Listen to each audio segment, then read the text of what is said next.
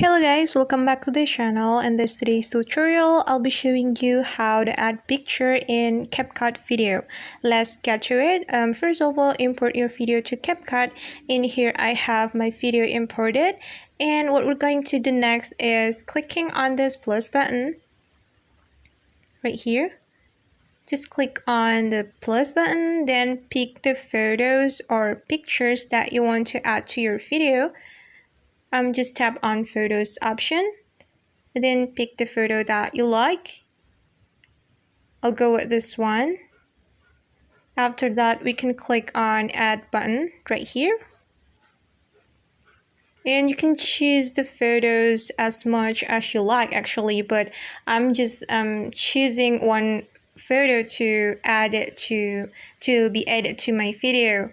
And here we have added a picture to our video. And if we want to move the photo, we can simply click on the photo like this and tap and hold the photo, and you can move it like this. That's so easy, right? Okay guys, that's the tutorial for today. I hope this video will help you. Thank you so much for watching and see you on the next video.